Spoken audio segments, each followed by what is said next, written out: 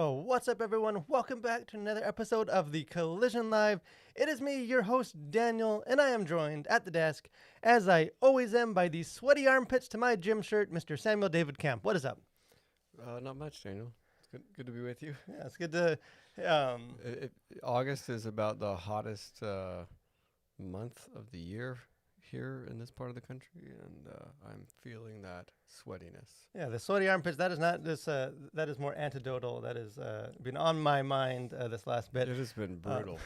But besides just being this ungodly hot here in Georgia, it has also just been a very crazy week. It's been a lot of stuff going on just in life, in our world here at the Collision. So we have a lot of exciting things to jump into here in this episode. Some controversies, some big philosophical questions, and possibly, arguably, the greatest host corner that we have ever done. Granted, the bar has been set fairly low in previous episodes. Well, I would say that it's been set maybe unreasonably high. Like, I just don't know. I mean, I kind of felt bad, airing the one I did last week, and I just, it'll be cute, whatever you do. Yeah, I mean, it's not a competition, but it's not a competition, but hey, there will be a poll later on this week to see who wins this non-competition. Before we do get into kind of our topics, we do have quite a bit of just some fun stuff to talk about. I did want to talk about one of my favorite subjects, which is myself. To give a little self-promotion and share that I actually have a book. I meant to share this last week and just forgot. So I do have some humility in there, but I actually have a new book coming out in about just over a month, August 2nd, God, Heroes, and Everyday Dragons. I think you mean October 2nd? What did I say? August. August. No, it is not coming out in August because it would already be out. October 2nd, this book comes out. It's a fun book. It's a book that has dragons in it. So that is peak experience for me. So could you guys check that out? We'll be sharing more when it actually comes out, but it's available for pre-order. So go buy a copy for yourself, your kids, your enemies, people at your church. I do think it's a fun book that will have you'll enjoy. I know we enjoyed writing it. But when we jump into our main topics, kick things off like we always do with cultural conversations.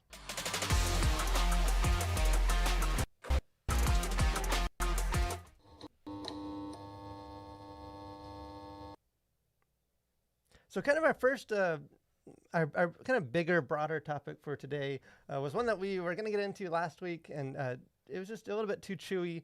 We didn't have enough time to chew on it, because I do think it is an interesting conversation that has a lot of relevance for Christians and just for all people as we kind of navigate this culture. And that is the question of, what is the point of art? And you might want to add a little hyphen and entertainment.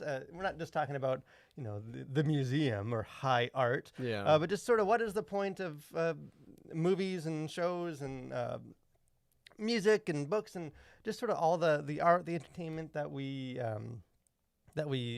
engage with throughout our week. And sort of the reason that this question came up is a quote in an article that I stumbled across. Sydney Sweeney, who's sort of a rising star in the industry. She starred in a lot of Sam's favorite shows like Euphoria, and where she was talking, kind of defending, weighing into some of the controversy that around the show The Idol, which we talked about here on the show. She's not in that show, but the same creator of The Idol was the creator of Euphoria, so she knows him well, Sam Livingston. And she sort of weighed into a little bit as far as the controversy of that show, and sort of how shocking and gratuitous and some of the sexual elements in that show.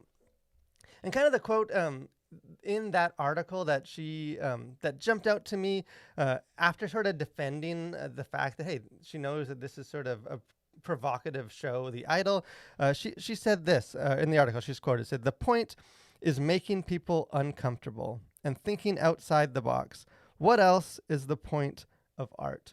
So I thought maybe we could dialogue with Miss Sweeney on this one of what is the point of art. Is the point of art kind of making people uncomfortable? Is there more to it? Is that a part of it? Why don't you kind of get us in? Because I think that is, a question as Christians it's worth dialoguing about. Yeah, well, we probably don't have enough time on just one show to definitively say what is the overall point of art. but I think it's a great question to think about. And I think for Sweeney's part, I think that making people uncomfortable, perhaps shocking, um, is, I think, a part of art. And I think art can be shocking and uncomfortable. But I don't know that I would say that that is emphatically the sole purpose of art. So I think art can encompass those elements that she talks about in that article. But I don't know that I would say that that's all that art is. Yeah, and I think that What about you? because kind of what I was thinking with this is that in some ways, like what she's saying is reflective of a lot of what we see in Hollywood, or at least some of the more like gritty shows. Is Yeah, there is very boundary much sort of pushing. an emphasis on like you know like almost we diminish or Hollywood kind of diminishes like the real safe and feel good stuff. Like they want more of the gritty and to really jar people and shock people.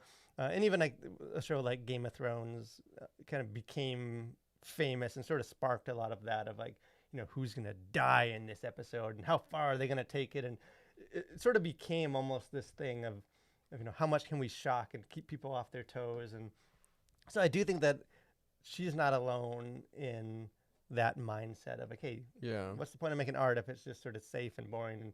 And we need art that's really pushing the bounds. And I think we can definitely differ with as far as like the shows and stuff that she's talking about. But I think in general, that is like a valid use for art to shock.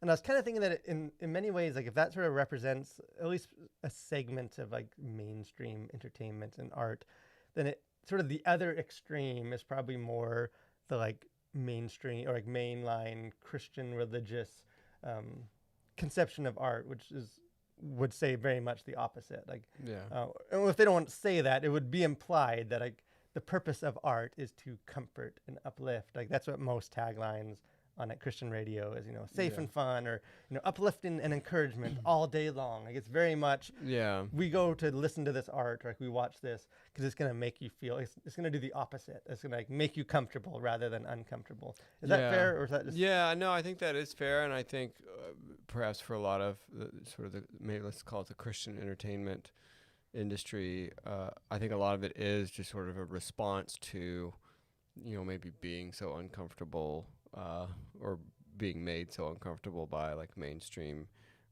entertainment.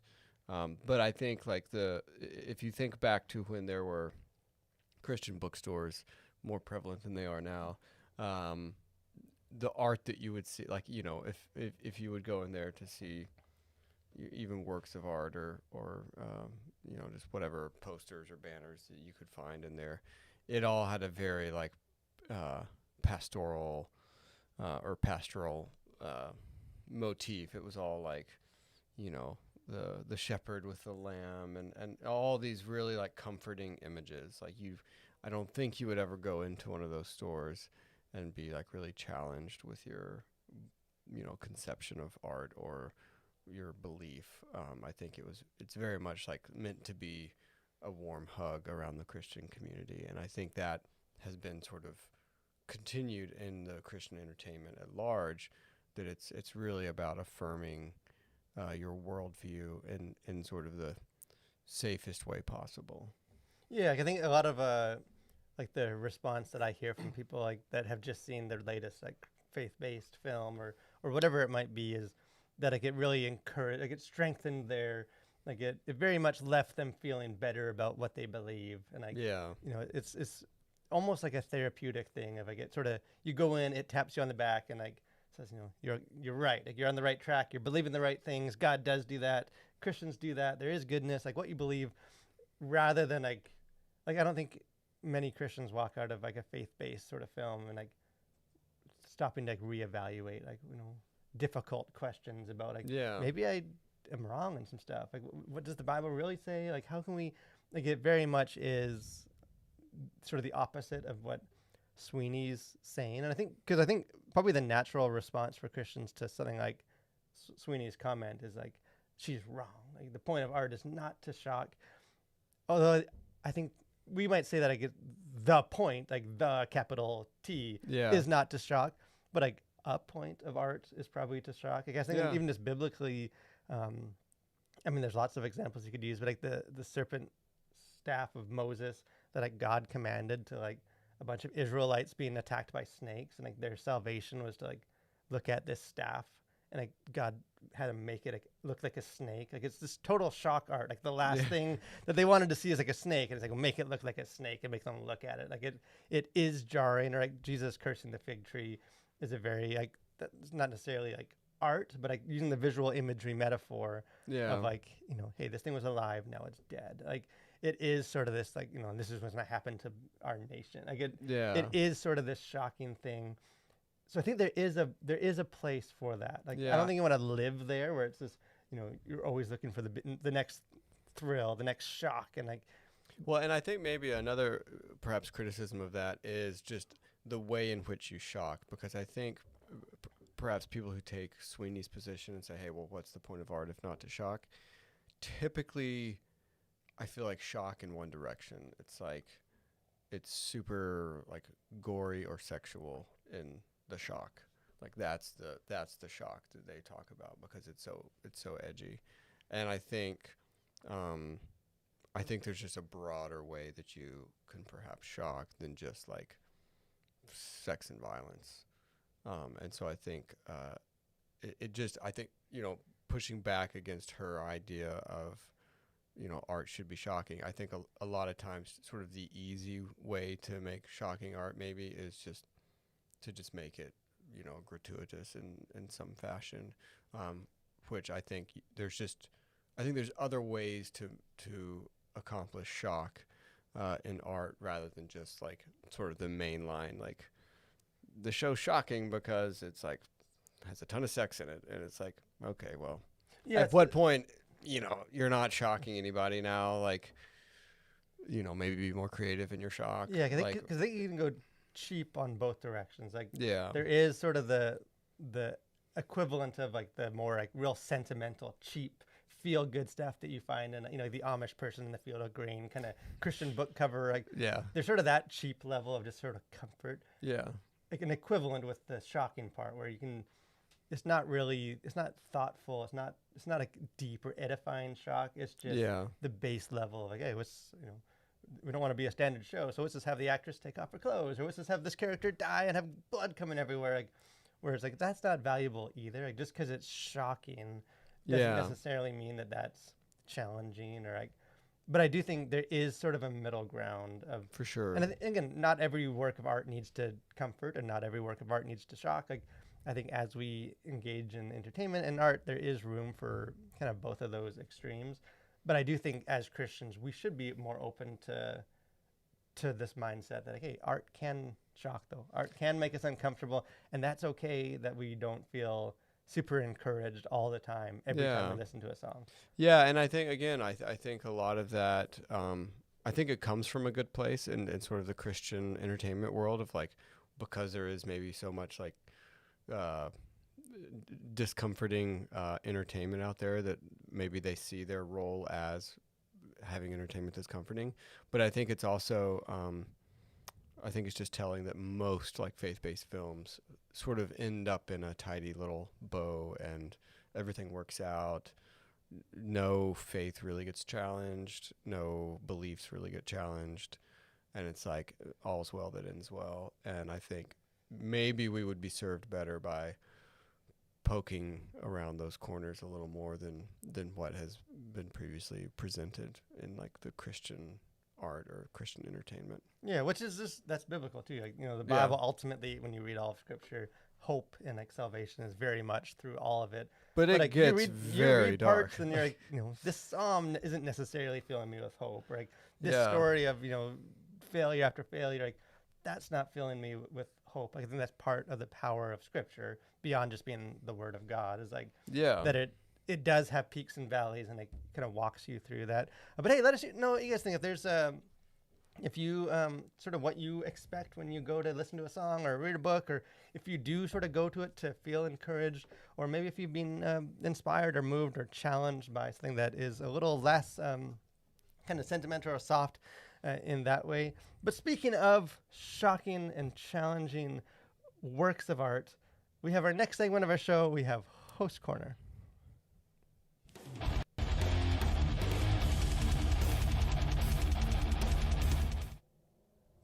So Sam last week enlightened us with some of his homemade bread, a little cooking tutorial, and I felt inspired, like I'm sure many of you did. So for my segment this week, I decided to follow in the footsteps of the master and show off a little bit of my own home cooking. Well, you might notice that I am not in the studio today. Last week, Sam showed us how to make his homemade bread. And as I was watching that video, I was wondering, well, what about if we don't feel like bread? What if we're on a low-carb diet? Well, if that is you, then I want to take my opportunity to show you my go-to breakfast to keep me energized all day long. And it's really quite simple. So all you're going to need for this breakfast is a bowl and a spoon, some milk, and a box of Captain Crunch cereal. For the purpose of this demonstration, you can see that I am using Crunch berries, but it's up to you. If you're a regular Captain Crunch person, or you want to get a little wild and do oops, only berries, you be you. So the first step you want to do for this is to take your bowl and then to take the box of Captain Crunch and open it and pour it into the bowl. Like follows. And you'll notice that I did not fill the bowl all the way up. That is a mistake that can sometimes happen in our enthusiasm, because for the next step you'll see we're going to be adding more to this bowl. So about halfway is usually the ideal amount of Captain Crunch for the bowl ratio. And for the next step, you will grab your milk and open it up. And then very gently, you don't want to overdo it. You don't want to. This is not soup. This is cereal. So you will pour the milk into the bowl, just like that. And there you have it, bowl of Captain Crunch. You might want to mix it up, get all the pebbles nice and wet, which really adds some contrast to the crunchiness of the cereal. Let's try this.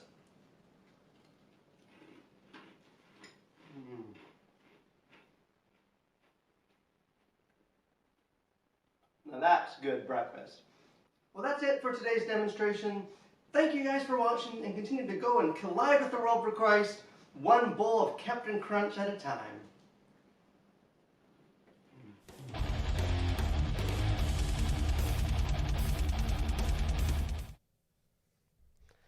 So is this something that you will try at home? Well, I'm speechless, Daniel. Like truly, I'll have to see if I can scrounge up some cereal, perhaps even Captain Crunch. It seems like something maybe I could manage. Because that is one of the beauties of my tutorial, is that like you can try the same recipe with like Fruit Loops. Like it doesn't have to be. I recommend Captain Crunch.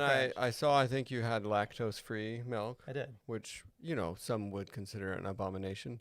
But I think you can use whatever milk you deem appropriate. I try and keep my cooking healthy. I don't want to lactate, get a little bit of that, keep your stomach feeling a little better.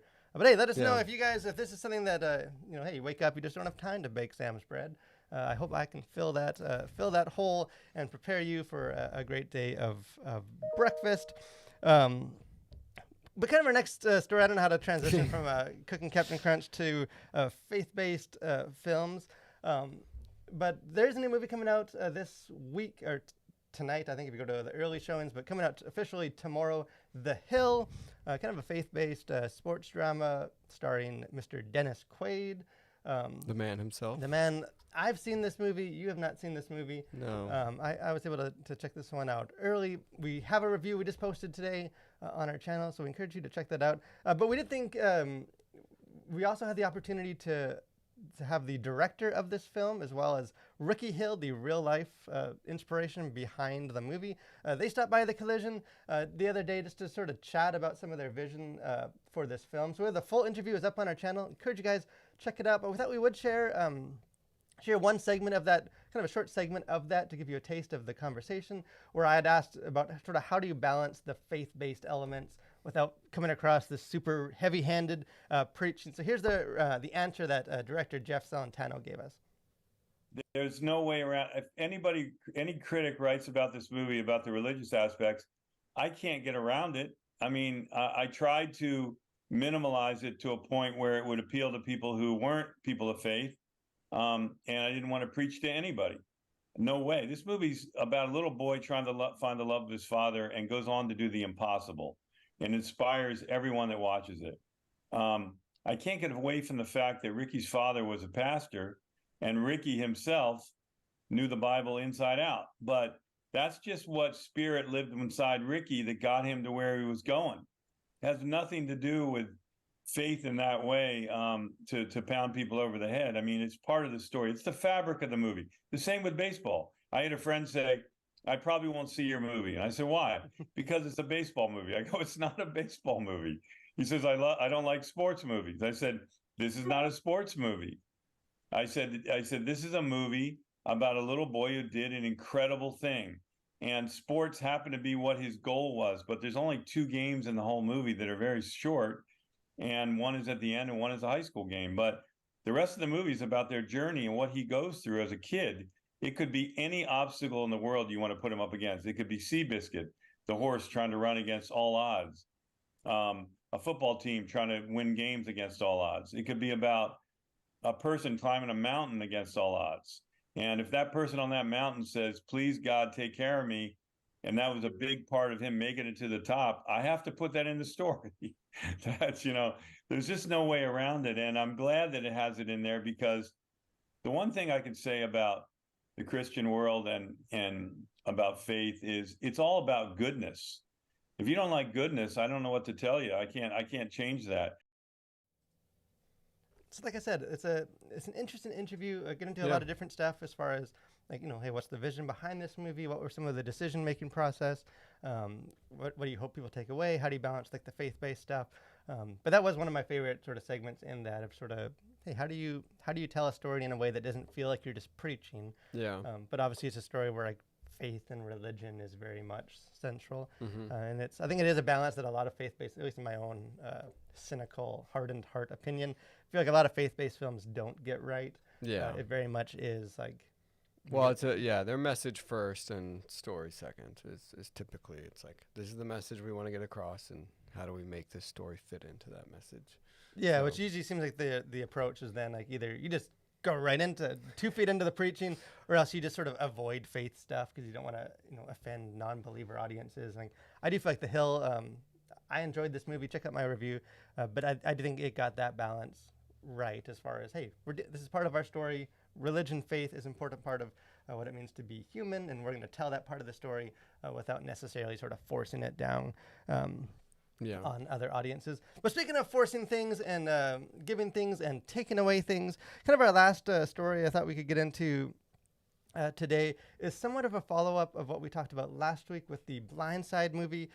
We won't get into as much of like we don't want to retread what we talked about as far as this based on a true story that now is being challenged a bit, and there's a back and forth, and it has become sort of this divisive, was the story accurate? Was it not? Is it a whole lot of conversations with that, but kind of a follow-up to that controversy, which came since we did our last episode, is that there seems to be kind of a new discussion about that film, and particularly Sandra Bullock, the actress who won an Oscar for her portrayal in that movie. Well, now it seems like there's at least according to the internet, to the headlines of various articles, somewhat of like an internet movement to take that Oscar away.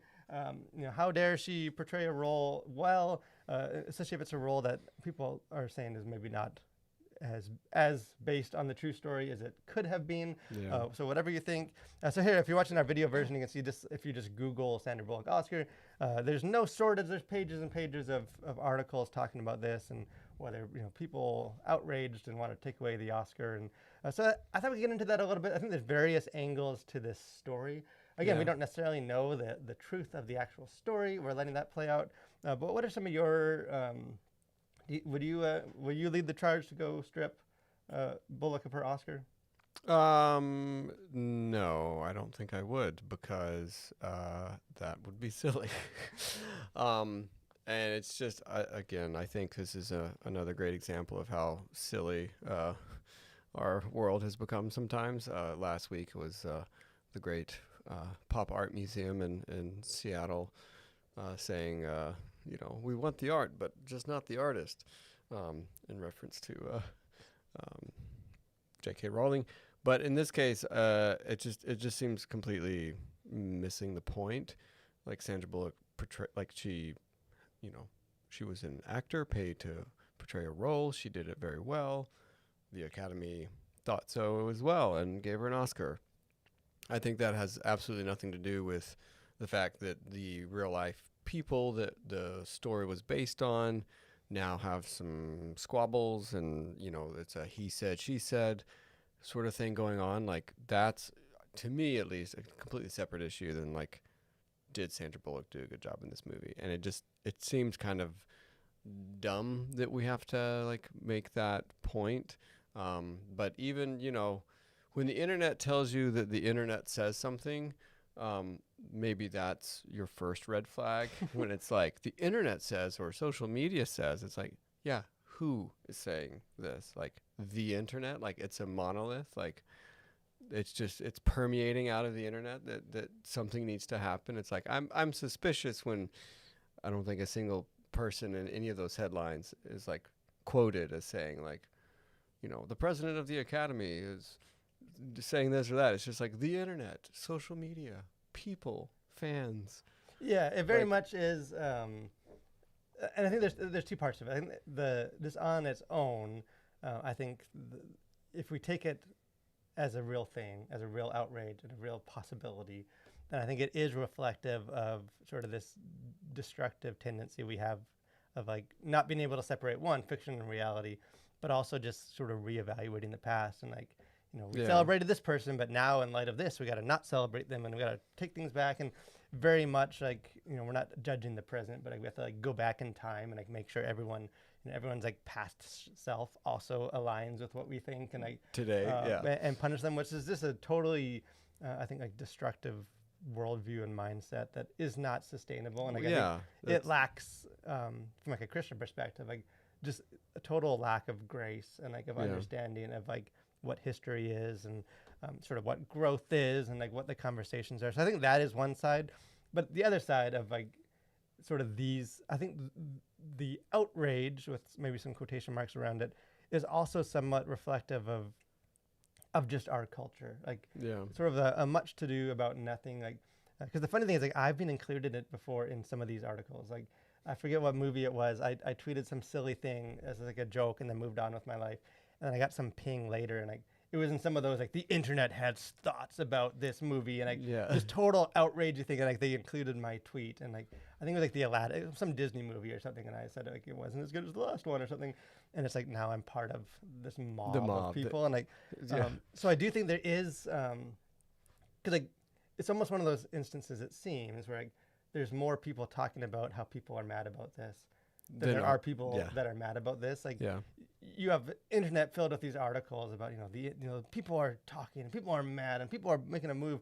But if you go into the articles and it's like, it's a bunch of no-name people. A lot of them are like the same people that all the articles pull from. It's like, so there's like 5 people on Twitter said, hey, we should take away her Oscar for this.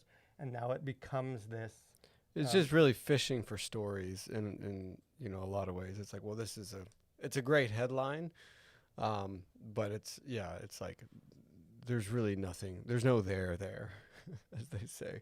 Yeah, and maybe we'll be proven wrong, and like next week we'll be like, well, the Academy does not go to. Revoke the. But it does seem. I do think that it is, like, just as far as like more general cultural engagement as Christians, I feel like we should be, just try not to be reactionary with this sort of stuff. Like, because these sort of stories, like the Blind Side thing itself, but like sort of this Oscar part of it, very much becomes one of those like it serves whatever purpose we need it to. Like I think there are a lot of people that want to dump on Hollywood and like all the stuff, so they want Hollywood to be thinking about this and outrage, and so that they can do things like go on a podcast about culture and talk about it like we're doing. Like very much like they want it to be a thing, and like they want outrage clicks and some of that. And I think because a lot of people aren't necessarily gonna actually look into it, or like it's just, oh, see, Hollywood at it again. Like, Yeah. I've been telling you for forever. Like, Hollywood's just gonna do this and that. And Yeah, it's a litmus test, and it's just another like long list of headlines that someone can put in their arsenal and be like, see, like, Hollywood's so bad, like they're doing these kind of dumb things when, in fact, again, we could be proven wrong, but it seems unlikely that they're going to take an Oscar away. Like, and so, heaven forbid that like Hollywood does something that like Christians agree with, which is maybe don't take away an Oscar from a great performance about a real life story that, is now being challenged, and it's, how did it actually all go down? So it's like that kind of is an irrelevant point. well, and I think like the reality is, as we've talked about, and I know lots of people have talked about, like the reality is like somewhere on the internet, like somebody's just saying something stupid. Yeah. Like, that's why we have the internet. Like, Yeah. if you're just trying to find someone with some terrible hot take on something, like about anything, They're out there. Yeah. They're out there. Like, it's not hard to, like, you could probably write an article like this on almost anything from either angle, and from a Christian or from a conservative or from a progressive or from an atheist. Like, if you want to just have a point and then like add a couple like proof texts of like just terrible tweets and like pull these random bots or people, like, you can do it, because like people are saying, like, people can, they have a free voice to say what they want to say, and it's not always good. So I just feel like some of these sort of this approach, like this, because some people are saying this, it is therefore representative of like this entire worldview or segment or political party or something that we don't agree with. Well, and I think the annoying thing is like no one would be listening or even entertaining, or we wouldn't even be talking about this had not like a bunch of like news outlets like run a story like this, because they can and because it sells clicks. So it's like the story is less interesting than like running a headline that has that like hot take on it. And so I just think it's just unfortunate that that's the world we currently inhabit. But unfortunately, it is the world, and that's why I think, like, as Christians, we should, as like a general principle, before we, like, not that you have to investigate in everything that ever happens, but like, if we are gonna like base our thoughts on like people or like a movement or an issue on sort of these headlines, like, we should look into it, and we should sort of say, hey, is this an actual movement? Is this something that as Christians we should be concerned about and should engage with? Or is this like Jeff Smith on, 6:45 on Twitter tweeted this out, in his basement, and he's like some 14-year-old kid. Therefore, the world's coming after us as Christians. So Daniel, you're saying that I should click the article link before I share it? That seems like a lot of extra work. Yeah, that's usually the bonus step of, I don't know what this says, but the headline seems like something that I would be mad at. I could believe that. Share. Like, hey, as someone that writes articles on the internet, that hits close to home. You definitely tell some of those comments that I don't think you actually read my article. But I'm glad you liked the headline and the topic and had some thoughts to share with your friend. But hey, let us know what you guys think. Again, we're not, at least I'm not, like, dismissing the fact that like Hollywood and some of the world culture has done things like this. Like, it's not, it's not totally out of the realm. And like, hey, maybe we'll find out that the Academy did do some of this. I just think, as a general rule, go into it treating it with a grain of salt until proven otherwise. Yeah. And try and be thoughtful as Christians, not just reactionary. Just because it affirms what we want it to affirm, doesn't necessarily mean that it's true. But hey, let us know what you guys think of the whole issue, the whole Oscar thing. Whether you think Miss Bullock should keep her Oscar or she should have it stripped away due to that pesky fact of reality. Let us know what you guys think of that. We'd love to have a conversation with you in that. But kind of final thoughts here at the Collision. Several things to kind of let you guys know about. Encourage you to check out. This is apparently the week of unconventional, feel-good, inspirational sports movies. I don't know why they wanted to load them up. So if you want to do a double header of very kind of similar movies, there is two coming out tomorrow or tonight. The Hill, which we talked about, the faith-based film, as well as Gran Turismo, kind of a race or video game player turned Race Car Driver. Both those released this weekend. I've seen both. I liked both, so I encourage you to check out our reviews for that. And then also check out our interview with the creators of The Hill, even if the movie itself doesn't interest you perhaps, or if you're going to already know you're going to see it. I think there is some, this is interesting to kind of hear some of the behind the scenes of kind of what led to the movie. So I encourage you to check that out. Any kind of final thoughts for you? Yeah, I will say coming up on Sunday is National Cinema Day. So there's a lot of theaters promoting $4 tickets for some of the big movies that came out this summer that are still available to watch. So, hey, if you don't like paying full price for movies, then this Sunday, I think most of the major theater chains are doing this. So I think you just show up and get your ticket, or you can, if you buy them for Sunday, they're only $4. So What's the amazing part is that still won't be enough to get you into the movie theater. yeah.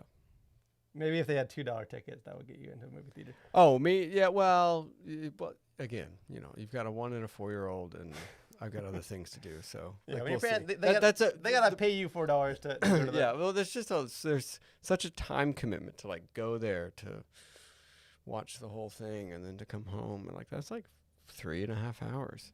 So Yes, yeah. I mean that's So you heard it from Sam. Going to the movie theater, watching a movie is a lot of work. But hey, if you guys have the energy, go check out $4 movies on Sunday. But I want to thank you guys for watching. Thanks for joining us. Hope you join us next week every Thursday at noon as we sort of dig into pop culture. Hope you guys enjoy making yourself a nice bowl of Captain Crunch tomorrow morning. Trust me, you'll feel the energy later in the afternoon. It will sustain you. But thanks for joining us, guys. and the diabetes. And continue to collide with the world for Christ.